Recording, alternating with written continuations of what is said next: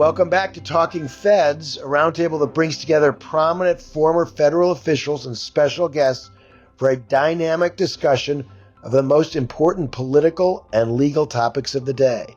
I'm Jonathan Alter, author of the Old Goats newsletter on Substack and an MSNBC contributor, and I have the pleasure of guest hosting for Harry Litman, who will be back next week. It was a week in which Trump found new ways to push the limits of his power. He began by attempting to fire Lisa Cook, governor of the Federal Reserve, marking a sharp escalation in Trump's attempt to dictate economic policy to the Fed. Just as Cook vowed to sue to block the firing, news broke that Health and Human Services Secretary Robert F. Kennedy Jr. had dismissed CDC Director Susan Monterez. She too challenged her firing, but Trump backed Kennedy and flexed his authority to make the dismissal official. Beyond Washington, U.S. envoys worked toward a negotiated peace in Ukraine, even as Russia launched a new and deadly strike on Kyiv.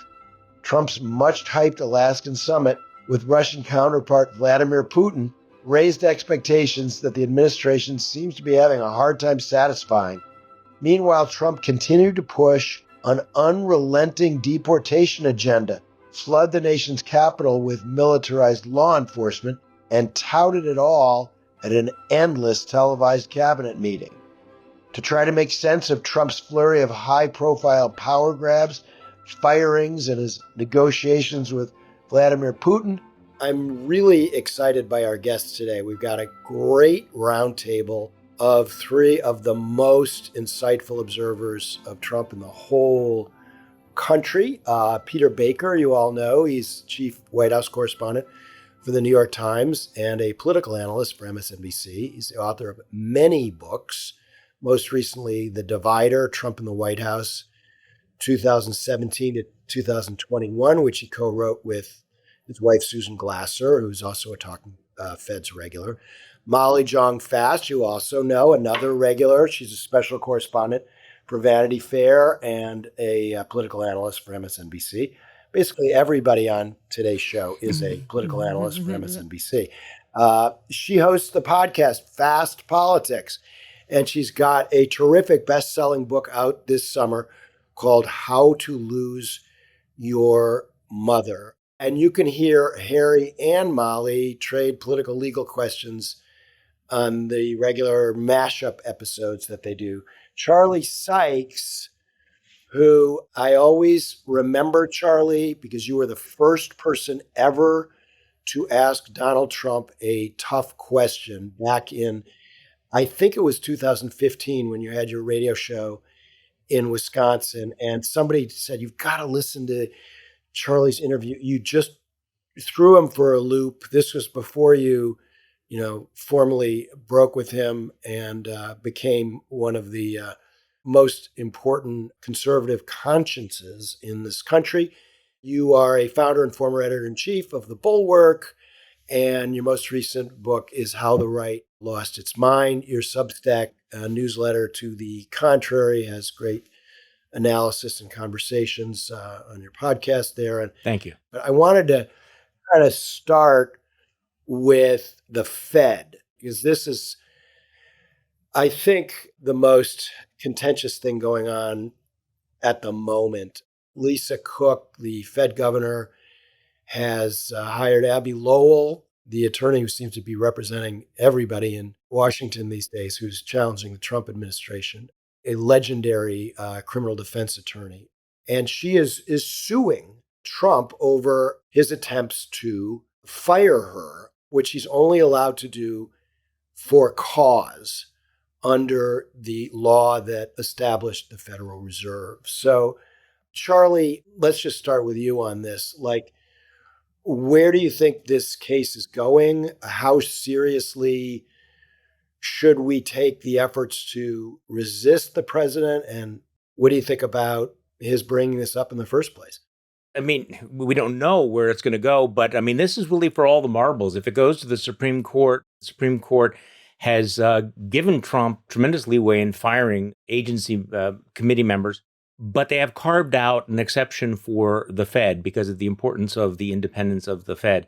So if he were to win this case, then he has virtually, unlimited ability to reshape the Federal Reserve to his own will. So this will be an immensely important case. As far as using the mortgage issue as a pretext, we don't know what the underlying charges or facts are at this particular point. It is interesting how selective they've been. There have been a lot of other folks who have engaged in this kind of behavior, including the Attorney General of Texas, who have not been charged with all of this.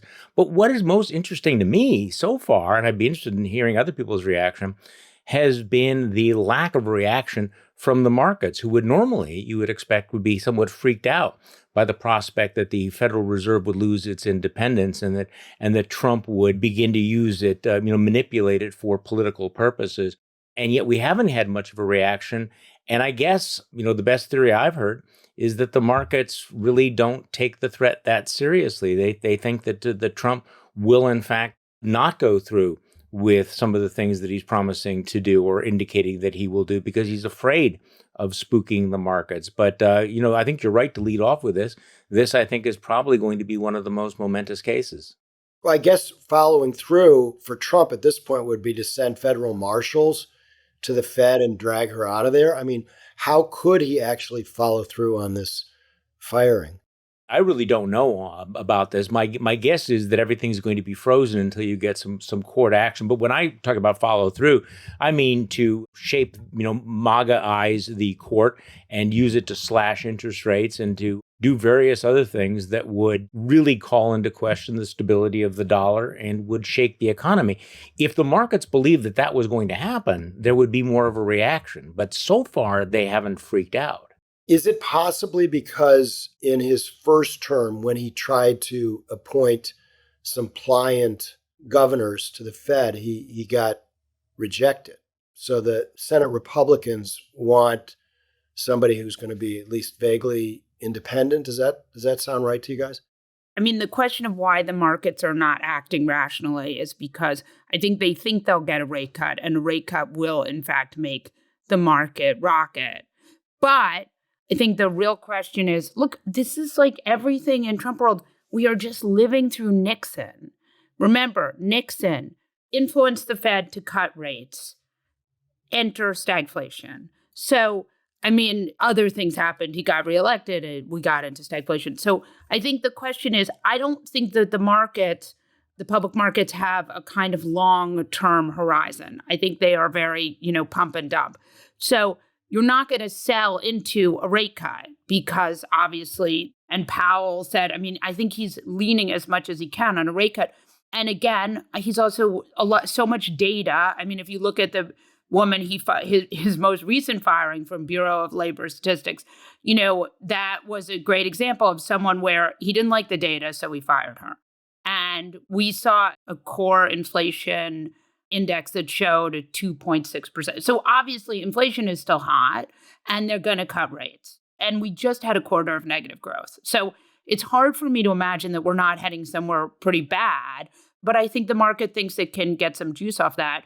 And again, the real anxiety you haven't seen in the markets, you've seen in the bond markets, where the question of will the dollar be the de facto currency still, I think is where you see the anxiety. But I don't see a world in which in this Trump 2.0, there has yet to be a moment where Donald Trump has been on the precipice of doing something where he hasn't done it. Right. If he can, he does. I think that's one of the biggest differences, John, between the first term and the second term, right? And why a lot of people supported him last year under the illusion or the self-deception that, well, it wasn't so bad in the first term, right? Yeah, he talked a big game, but in the end of the day, he didn't really do much, right? He didn't really try to get rid of birthright citizenship. He didn't really try to fire the Fed chair. He didn't really try to do X or Y. And the second term, what we've seen is, in fact, he has been untethered from whatever restraints there were in the first term, either because he didn't know what he was doing the first time around, never been in politics, never been president. Now he's got 4 years in the White House plus 4 years with his people around him to prepare. And so this time around, they came in with a game plan and they were willing to do things that he wasn't willing to do or was talked out of doing or was scared out of doing or what have you in the first term. I think Molly's point is right. I think that, if he says he's going to do something, no one should assume it's just for trolling, that it's just, his threats and bluster and he likes to own the libs. That's all true too. And that may be the motivation for some of these things. But he has shown, I think, time and again now that he is willing to pull the trigger on things that we thought in the past maybe he wouldn't have gone as far as. But he does blink when the markets react, though. Yeah. He has blinked in the past when the market. That's the one thing that he seems to pay attention to, and that can give him a brushback pitch. But the markets seem to think, okay, well, we've gone up and down, and let's just settle down. Everything's fine, more or less. It'll all turn out okay. Well, we'll see. Well, and also they've got Nvidia. Is surging, and so the market, the S&P, is just held up by these 7 tech stocks. It's distorted. Exactly right. And I think that's what is the most worrying about the scenario, is to have all of this money in AI and tech, and that being the center of all this growth means that if that is at all a bubble, you don't have other companies to counterbalance it. And I think that's a real problem. I also think we're just not seeing the impact of the tariffs yet. I mean, there were numbers that, there's like a 37% increase in the price of wholesale produce. That is insane. I just don't see how consumers eat that. I don't see how corporations eat that. Those are huge numbers. Isn't coffee up like 30% or something like that from a year ago? That's something that hits people where they live. Yeah. And even like I'm somewhere where I can't find any gas stations that are under $4. Oh, wow.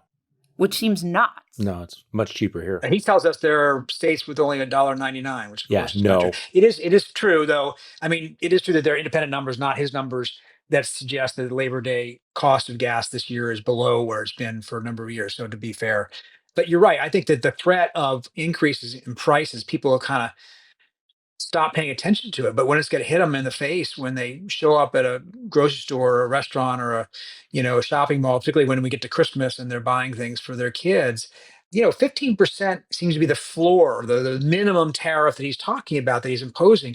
Well, remember what killed Biden? What killed Biden was a 9% inflation, right? 15% is bigger than 9%. Now, not all 15% will be necessarily passed on to consumers, but it's really a significant increase in the cost of goods, an increase in taxes, if you will, on consumers. And I think people have gotten, he does a great job of inuring people by threatening 50% tariffs, 100% tariffs. And so it's only 15%. Oh, well, that doesn't sound so bad. But in fact, at the end of the day, we could see ultimately the kind of price increases that were politically problematic for Biden eventually come. We'll see. Predictions have been crazy. We shouldn't make them, but that's the danger. No, but people are already noticing, and this is the kind of thing that people are talking about already that they're seeing. And I think that your average consumer is paying less attention to the tariff numbers than what they're actually seeing in their lived experience. And this is starting to leach out in a way that was kind of reminiscent of what was going on a couple of years ago under Biden. In terms of the lived experience question, Trump can mess all he wants with the Bureau of Labor Statistics, and maybe they can cook the books on unemployment, because if you're not unemployed, you might believe a lie about how low unemployment is.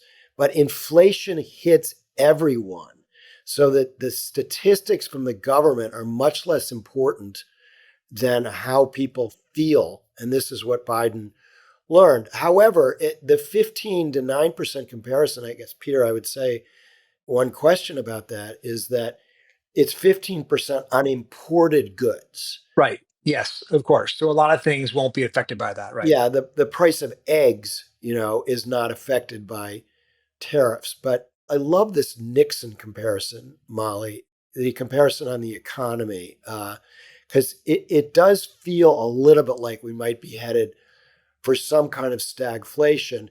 The argument against that is that AI might do for Trump what the internet did for Clinton in the late 90s, which is just be this huge wave that washes over the economy in a good way, a kind of a rising tide that lifts everybody. That could happen, and he could, again, be the luckiest SOB on the face of the earth. One other Nixon thing, which I think is like particularly apropos today, is that one of the post-Nixonian anti-corruption measures was this thing about impoundment, congressional impoundment. And so you have Russ Vought canceling this foreign aid today, the $4.5 billion in foreign aid. And that's a great example of, just this sort of going back and and trying to sort of undo all the anti-corruption measures post-Nixon. So just on that, before we change topics, my understanding is that Susan Collins and others who are important in the appropriations process, including on the House side, are saying, not so fast on this. They call it a pocket rescission, right? Where they're going to cut another $4.5 billion from USAID that's already been appropriated. It's already in the pipeline. I mean, this is so cruel. But they said they were going to do it with Project 2025. You know, the idea of the imperial presidency, a presidency where you have the power of the purse and not Congress. I mean, it totally tracks. And it was what Russ Vought tried the first term. But Peter, what's the status of that in terms of the government shutdown this fall? And won't that be an important bargaining chip in that? Yeah, I mean, at this point, if you're the Democrats, you're just not going to make a deal the argument would be you shouldn't make a deal because what's the point of making a deal if the president's simply going to do whatever he wants anyway? On the other hand, Democrats are sort of constitutionally averse to doing things that shut the government down. They like government, unlike the Republicans. They don't mind shutting the government down because Republicans think government ought to be shut down anyway in a lot of ways. Democrats always kind of pull back from that edge. They're not willing to use that as a tactic the way Republicans have when they have the minority in Congress. So, we'll see. I mean, Trump has managed to demonstrate remarkable power over his caucus, even though they have really very slim majorities. And in the end, he has forced them to go along with stuff that they otherwise wouldn't eat. So I don't imagine that there'll be a real government shutdown in the fall. Maybe I'm wrong about that because they're pretty dysfunctional. But when push comes to shove, he managed to shove people into line. So let's talk about the CDC. Kennedy moved to fire Susan Monarez, the head of the CDC, who, as Molly pointed out in her piece, every Democrat voted against. So she's not exactly a Tony Fauci type, but he wanted to fire her. Then, and correct me if I'm wrong, because I think some of you are closer to this story than I am. My understanding is that what happened is Bobby Kennedy tried to fire her. Then Bill Cassidy got involved. He's taking tremendous incoming for having voted for Kennedy's nomination and believed his crap about how he wasn't going to do anything to vaccines. So he said, no, you can't do that. And so then Kennedy just went to the White House and had Trump fire her since she serves at the pleasure of the president. So why did this all go down? What happened here? What he did was he wanted her to fire people around her, career people around her. And she said, no, I'm not going to do that without reason to do that. He was basically trying to enforce his political views on the agency, and she stood up to him. Now, I mean, to your point, Jonathan, she just got confirmed as a Trump appointee. This is not the deep state here. This is one of their own. And even she found the politicization, as she considered it, of the CDC to be intolerable. And when she wouldn't fire the people around her, that's when Kennedy said, well, fine, then you're fired. And we went through all the things you just talked about.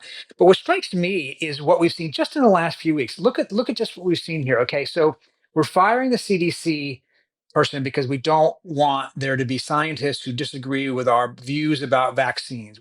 We are firing the BLS, the Bureau of Labor Statistics person, because we don't like the numbers that she came up with that goes against our narrative about the economy. We just fired, by the way, this didn't get a lot of attention, the Defense Intelligence Agency director, who just issued a preliminary intelligence finding that contradicted Trump's boisterous assertion that the Iranian nuclear facilities were obliterated. And of course, the Fed, in some ways, is very similar too. What they are basically saying is we don't want information that contradicts our chosen political path. And that's different than everybody. Even Nixon, I don't think, maybe I'm wrong about that. Nixon got rid of people at the BLS, but it was all about anti-Semitism more than it was. Right. But at least since Nixon, anyway, presidents of both parties that I've covered, that Jonathan's covered, that you guys have written about, Charlie and Molly, like both parties, they at least started from that same fact base. And they can argue about it. I don't think the unemployment numbers mean all that much, or I don't agree with the intelligence assessment. Let's face it, intelligence assessments aren't always right. That's how we got into Iraq. Had they done that a little bit more, it would probably been healthy. But you clearly see a pattern here of anybody who provides information they don't want doesn't get to stick around. Another example I forgot, the Russia analyst at the CIA who was fired just days after the Alaska summit. And I read this piece just a few minutes ago about Steve Witkoff and the complaints about him where, well, he doesn't want people to know about Russia around him. Somebody quoted the piece like, well, if there are plenty of Russian people, if he's not going to do anything that they're going to tell him if he does something that's wrong. And I'm like, why would they? I mean, the message you have sent is don't dare do that if you want to keep your job. Those dots, I think, are really important. To your point earlier, Peter, the Trump folks, it is completely unleashed.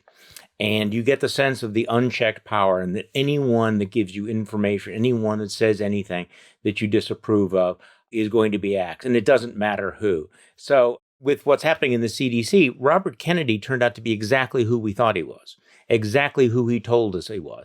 And you look back on it and think, what did people think? Did they honestly think that he was going to come in and be reasonably conventional, like people thought maybe Trump would be? No, he is going to do exactly what he has spent much of his career doing, which is dismantling public health, attacking the credibility of the experts, and trying to shape his own reality. And you're seeing this in one area of the government after another. And Trump really feels at this point that who's going to tell him no? Who's going to stop him? What is the check on him? That he can establish not only his absolute control over all of these agencies, but control over the facts and the reality. And going back into the first term, I mean, all of this was, you can see where it all comes from. Trump has always wanted his own bespoke reality, right? He's always been post-factual. But the aggressiveness with which he is demanding that everybody else in the government have that same approach to reality and facts and expertise is startling, because once again, people just, deluded themselves into thinking that RFK Jr. and Tulsi Gabbard and people like, Pam Bondi and Donald Trump himself would somehow be tamed by responsibility, when they are not. They are reshaping the government in their own image rather than being tamed by government, as so many of the smart people said that once they get into office, they'll sober up. Like, no, no. Charlie, do you think that Bill Cassidy really believed Bobby Kennedy when he called him up the night before the final vote and said, "Oh, I'm going to be fine on vaccines. You don't have anything to worry about"? I mean, this is a senator who on his homepage, he's a physician, and on his homepage, he describes all the children he vaccinated in Baton Rouge. I know. It's like he's the most proud of that as he is of anything in his entire record. So do you have any sense at all of what happened here? I think I do, and I mean, fuck this guy, first of all. But because, in Dante's Hell, I think he would be in one of the lowest circles because he understood what the stakes were. He understood exactly what was going to happen if, in fact, we began to dismantle the vaccine thing. So he understood this issue probably as well as any member of the United States Senate. But my guess is, and I'd be interested to hear what everybody else thinks, I think that he talked himself into, he wanted to believe Bobby Kennedy. He wanted an excuse to vote for him. He's up for re-election. He knows that if he were to buck Trump on this, that his chances of losing that primary, which are probably pretty high anyway, would go to about 100%. So I don't know, because I've gone back and I've read his floor speech. I've watched his floor speech, and he clearly understood the gap between the science and Robert F. Kennedy. And yet, somehow, he rationalized voting for him because of this vaporous promise that Kennedy would listen to him. But we've seen that kind of cynical rationalization over and over and over again over the last decade. But boy, talk about being in stark relief with Bill Cassidy.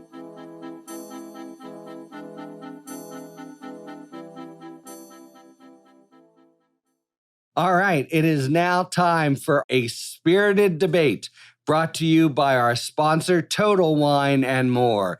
Each episode, you'll be hearing an expert talk about the pros and cons of a particular issue in the world of wine, spirit, and beverages. Thank you, Harry. In today's spirited debate, the question bubbles up around the difference between champagne and sparkling wine, and we're more than happy to explain. First things first. Champagne is a type of sparkling wine, but not all sparkling wine is champagne. We could leave it at that, but that's not our style, so here we go. A sparkling wine can only be called champagne if it comes from the region of Champagne in France. Any other bubbly produced outside of Champagne is called sparkling wine.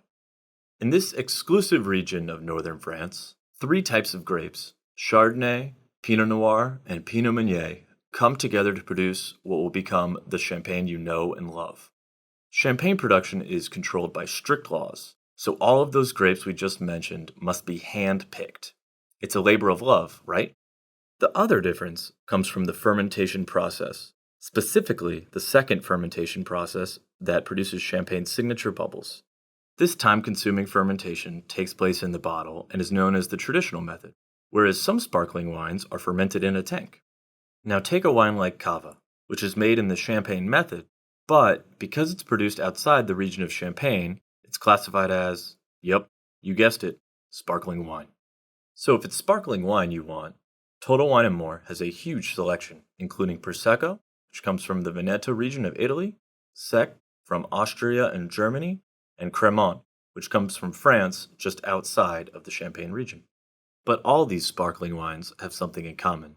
They're amazing bottles that are available at Total Wine & More for you to take home, pop open, and compare, not only to each other, but to champagne as well. Happy shopping and happy popping. Cheers!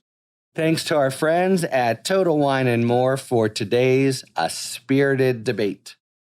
Peter, I wanted to get your sense of what's happened since the Alaska summit. I noticed that Steve Witkoff has now moved the goalposts and said, oh, well, we're going to get some kind of a breakthrough by the end of the year.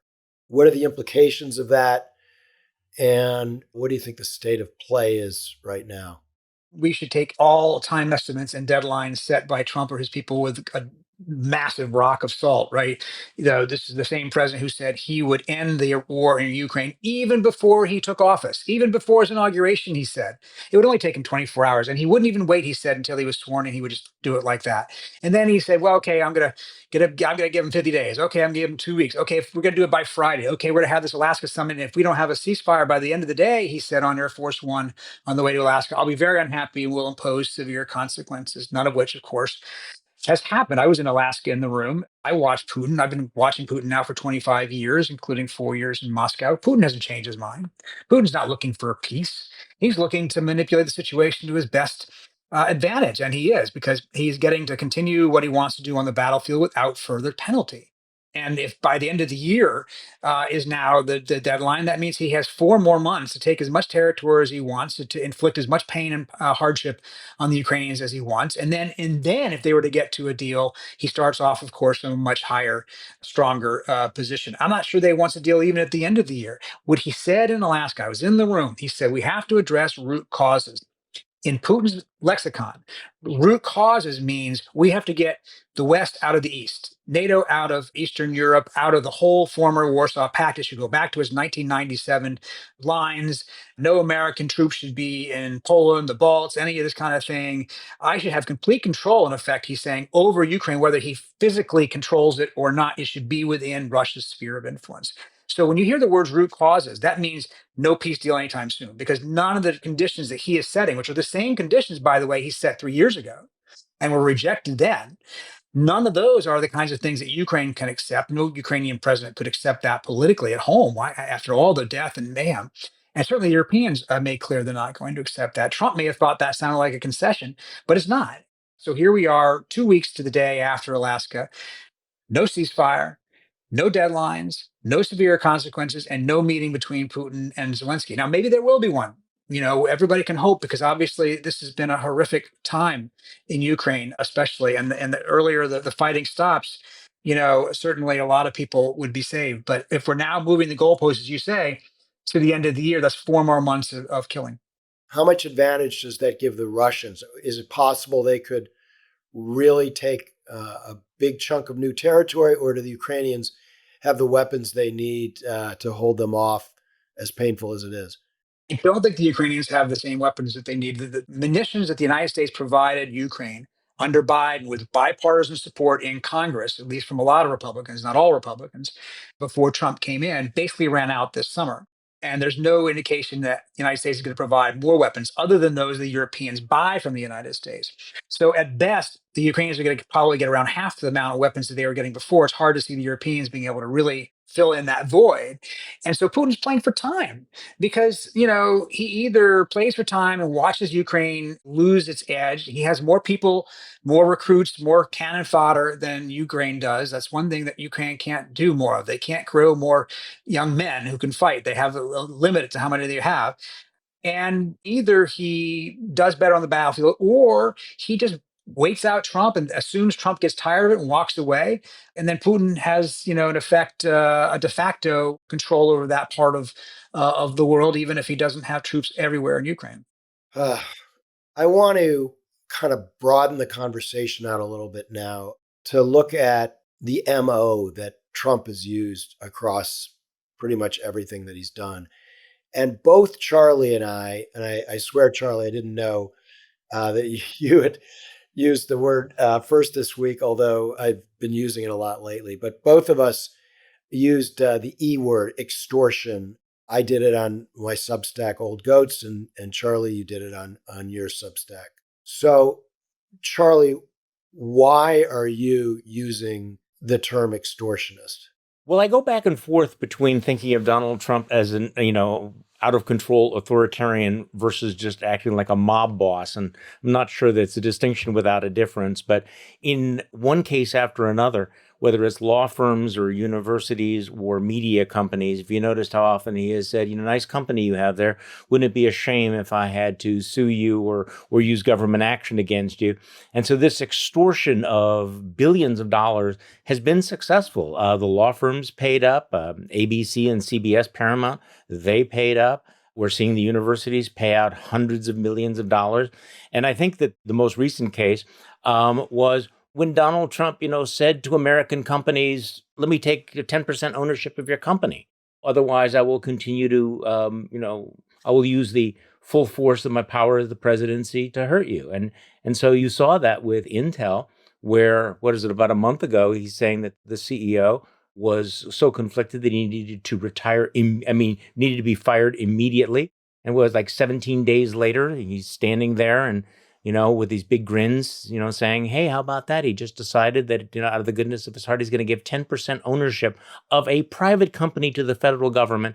And I'm sorry, this has almost become a cliche now, but that certainly smells a lot like socialism. If Barack Obama or Joe Biden had done that, they would be considered socialist.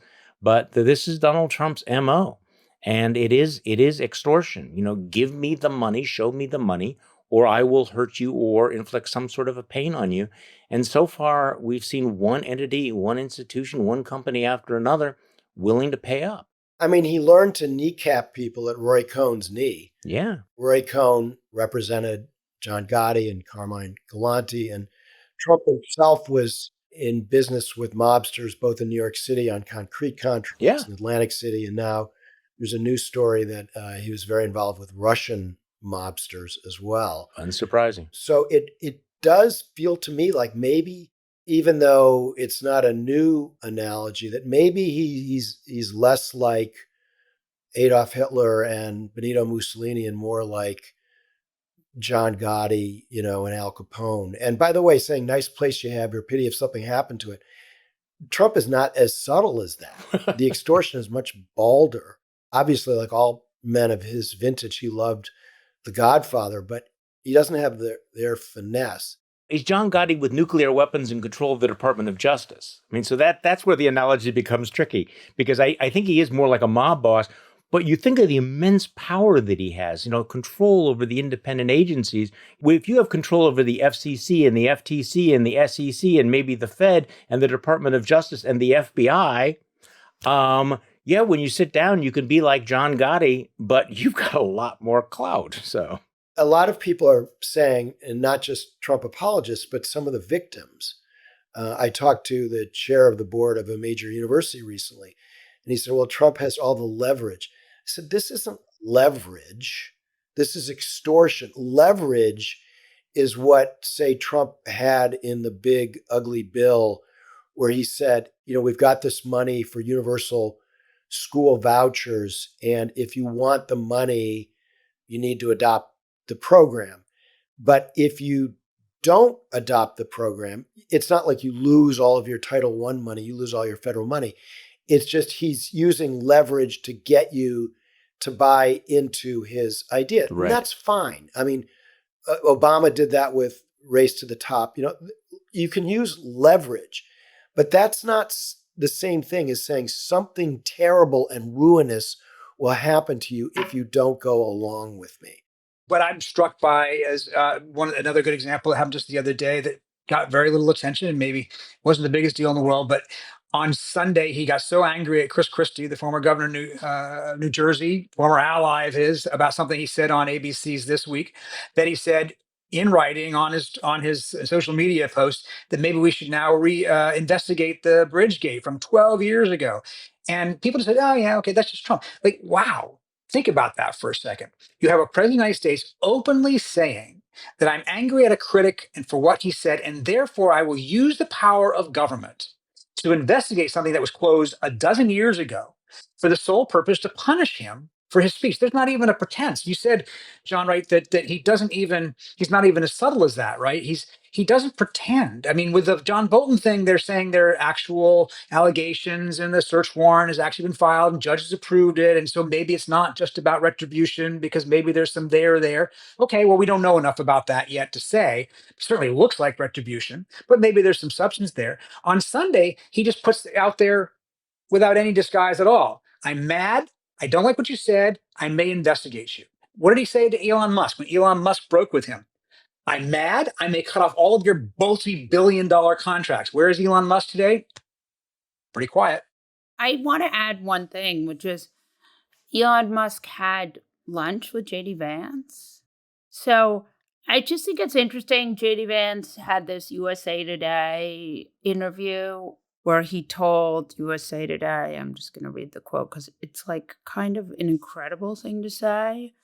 I don't ascribe any meaning to it, but I've gotten a lot of good on-the-job training over the last 200 days, Vance told USA Today, asked if he was ready to assume the role of commander-in-chief.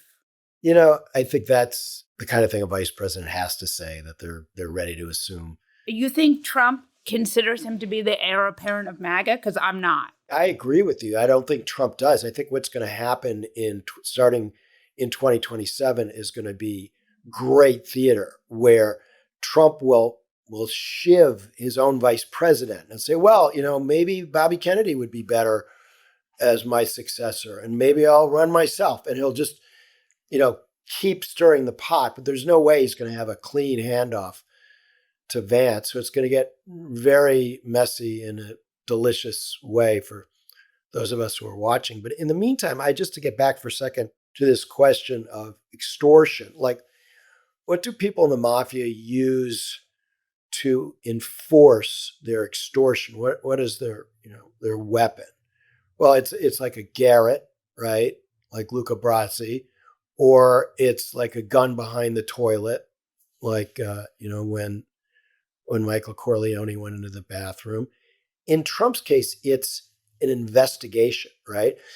And if you look at the through line, like going back to investigating Obama's birth certificate in Hawaii, of course, he never sent the investigators there, but he was able to scuff up Obama by making it seem as if he was under investigation. Then, of course, he was impeached the first time for trying to get Zelensky to say that Joe Biden was under investigation. But they don't just investigate, they prosecute while they're investigating. So Kash Patel said the other day, he trashed John Bolton. The Justice Department's not supposed to comment on investigations. It's hugely unfair to comment on an investigation before it's been completed.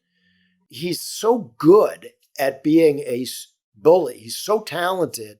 Well, to Molly's point about J.D. Vance, didn't he just say, you refer to the Bolton investigations? Well, while we investigate, whether we find this or whether, whoa, wait a second. This isn't about. That was such a tell. Right? Yeah. This isn't about a White House investigator. It's supposed to be a disinterested, nonpartisan law enforcement agency looking at this, not a, and so I think the tell is right there. It's we are investigating, we are doing this. And that's very different than what you would see again, from Reagan, Clinton, Bush, Obama, all these guys understood there were lines. You know what I mean? Not to say that they didn't ever cross them. Yes, you could probably find some examples where they went too far, or politicized this or that a little bit, but not with the scope and scale that we see now.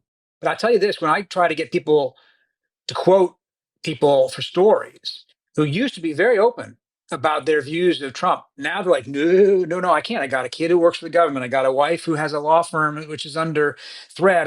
My parents are this. I don't want to, pay the lawyer bills. They are scared, and it feels to me, and I've written this, but it just feels to me like what I remember the early days of Putin, when Susan Glasser, my wife, and I were in Moscow, and it was open, relatively not democratic, but at least open society at the time that was trying to get to some sort of democracy, didn't get there.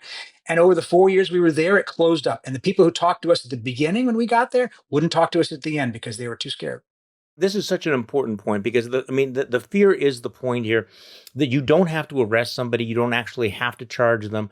You have to make them wake up at 3:00 in the morning and think, oh my God, what could possibly happen? Confront your spouse and say, what is this going to cost us in lawyer bills? He can make your life absolutely miserable in so many ways.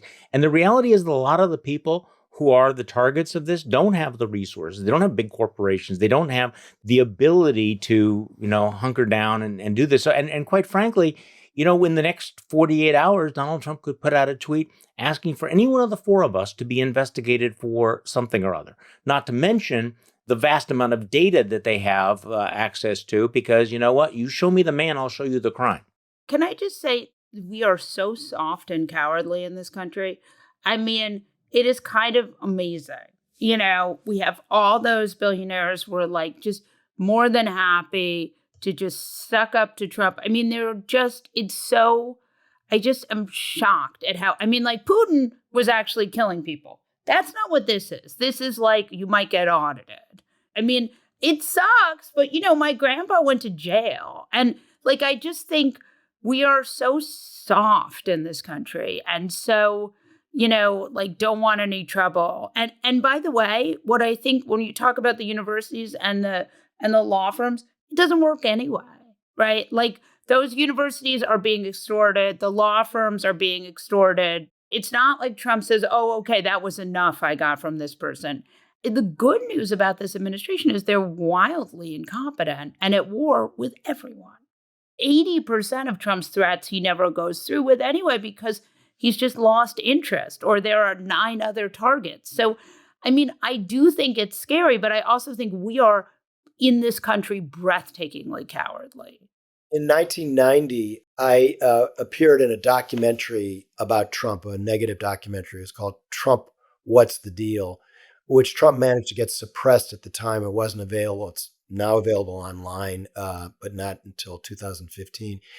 And in the period where he was trying to suppress the documentary, I got a really threatening letter from his lawyer. And I was young, saying, I'm going to sue your ass off for what you said about me in the documentary. What I had said was that he wasn't the richest real estate developer in New York City, which was not saying much considering he was bankrupt. And so I took it to the Newsweek lawyer. Like, I was like, what am I going to tell my wife? Like, my wife is worried. I'm worried. I don't have the money to go up against Donald Trump. And she said, I'm not even worried about Newsweek having to do this. He's not going to sue you. He's been engaged in 1,000 lawsuits. Or possible lawsuits, literally over 1,000. So he's not going to, and he didn't. And so I think you're right, Molly. People have to toughen up a little bit. But for those he does go after and who do have to spend money defending themselves, hiring the Abby Lowells of the world, what I don't understand is why people who are resisting Trump don't get together some big pot of money to pay the legal fees of those that he goes after. Do you guys know of any organization that's trying to do that? Can I add another thing that they should do? They should put together a legal fee, some kind of whistleblower protection organization that provides legal fees for people who are willing to come out and talk about malfeasance. And then they should also, there are so many different sort of blind trust scenarios where you could create the infrastructure that is needed to protect democracy or protect mainstream media, to protect reporting, the kinds of things that are desperately needed. And there just seems to be zero appetite for that. Well, there is, you mentioned Protect Democracy. There's an organization that Ian Basson runs called Protect Democracy, terrific group. Good group. The Brennan Center for Justice, terrific group. They're doing great work on filing lawsuits. But what I don't know is whether the defense work is being done, either in those groups or elsewhere. So I raised that for our viewers. I would add, I got a letter, John, like you're talking about in November of last year, right before the election. The New York Times got a letter from Trump threatening a $10 billion lawsuit for three or four articles, one of which was mine, and $10 billion. Okay. But actually, he said that it was reputational damage from these stories was so great that's why he deserved $10 billion. And I looked it up, by the way, in the 9 or 10 days since the story I wrote that was part of that letter and the time that they sent their letter, his net worth has supposedly gone up $3 billion. So my view is maybe he owes me $3 billion. But in any case, our lawyers, God bless them, said, you got no case here. There's nothing here or there. And that was the end of it. And you're right. It's about intimidation. And a lot of the times it's a threat that goes nowhere. And we should we should have the confidence of our professionalism in terms of journalists and make sure that we're doing things correct and accurately and all of that. And then when we do, make sure we defend ourselves. What worries me is we've seen that, putting aside political actors, what worries me are the media actors who have not stood by their reporting. And the CBS thing to me bothers me more than anything I've seen, because he is basically, you use the E word, I'll let you use that, but he managed to extract, another use E word, $16 or $18 million from Paramount because he didn't like the way CBS edited an interview with somebody else. So when does the president of the United States get to decide how a news organization edits its interviews, especially with somebody else? And rather than say, that's just a line beyond which we're not going to go, the corporate owners had an economic interest because they wanted their $8 billion merger to be approved. And they told reporters who covered this that they were concerned that Trump's FCC wouldn't approve their merger unless they gave him money for his presidential library. He gave the money. The lawsuit was then dismissed. And 2 days later, Trump's FCC, with his appointee running it, gave them approval for the $8 billion merger. That's a very chilling moment for the media, I think. Think back at some of the turning points in all of this in retrospect during that transition period when ABC first settled on that bogus lawsuit. And that was sort of the beginning of the dominoes falling. And I think that was kind of the big shock, not so much that Trump would do what he said he was going to do, but that all of the guardrails just were collapsing in advance. So the ABC settlement, I think, shook a lot of people in the media. The CBS settlement was, clear, I think, extortion. I also was, profoundly shocked by the law firms going along with this. And one wonders, in an alternative universe, what if there had been collective action? What if the people that you thought would stand up for these values had, in fact, stood their ground, had not been cowardly? If they had pushed back, what would have happened? We don't know. But this is part of the story of our time, not just that Donald Trump is pushing at all the limits, but that these things that we imagined were so solid, in fact, turned out to be so porous. And I have to admit, I've been shocked by what's with the law firms. I've been shocked by the media. I've been shocked by the willingness of universities to cut deals with him. And until this country grows a backbone, I don't know how far this goes. Since there are a lot of lawyers listening to Talking Feds, there have been some courageous law firms standing up. Yes, they have. And they are doing better in recruiting than the Paul Weisses of the world, not only because Brad Karp, the managing partner there, won't know what to tell his grandchildren about what he did. They used to get the cream of the crop at Paul Weiss. Yep. And not anymore, not this year. And I think not for several years down the road. So there is a price to pay for bending the knee. And it's very important that those who are in the process of bending the knee be alerted to the fact that there is pushback. And the good news is that, fear is contagious, but courage is contagious too. And when people do stand up, it gives others the courage to do the same. So I do think there was a lot of blowback after the CBS bribery, as I think people are rightly calling it. And most other news organizations are not in a position to be extorted because they don't have big mergers in front of the FCC.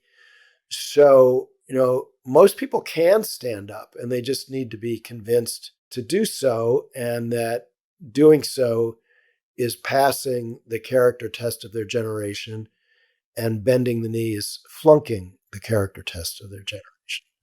All right, so one of my favorite parts of Talking Feds is when Harry asks people to give a 5-word description of something. So today, I want all of you to give a 5-word description of that endless cabinet meeting. Oh gosh. Very Putin-like. He would go for 4 hours though. Kim Jong-un would be jealous. Well, I may have 4 words here. Spittle doesn't lick itself. If you like what you've heard, please tell a friend to subscribe to us on Apple Podcasts or wherever they get their podcasts, and please take a moment to rate and review the show. You can also subscribe to us on YouTube, where we are posting full episodes and my daily takes on top legal stories. Check us out as well on Substack at harrylitman.substack.com, where I'll be posting 2 or 3 bulletins a week breaking down the various threats to constitutional norms and the rule of law. And Talking Feds has joined forces with The Contrarian. I'm a founding contributor to this bold new media venture, committed to reviving the diversity of opinion that feels increasingly rare in today's news landscape, where legacy media seems to be tacking toward Trump for business reasons rather than editorial ones. Rest assured, we're still the same scrappy, independent podcast you've come to know and trust, just now linked up with an ambitious project designed for this pivotal moment in our nation's legal and political discourse. Find out more at contrarian.substack.com. Thanks for tuning in. And don't worry, as long as you need answers, the feds will keep talking. Talking Feds is produced by Luke Cregan and Katie Upshaw. Associate producer, Becca Havian. Sound engineering by Matt McArdle. Rosie Dawn Griffin, David Lieberman, Hamza Mahadrenathan, Emma Maynard, and Hallie Necker are our contributing writers. And production assistance by Akshaj Turbailu and Sebastian Navarro. Our music, as ever, is by the amazing Philip Glass. Talking Feds is a production of Delito LLC. I'm Harry Litman. Talk to you later.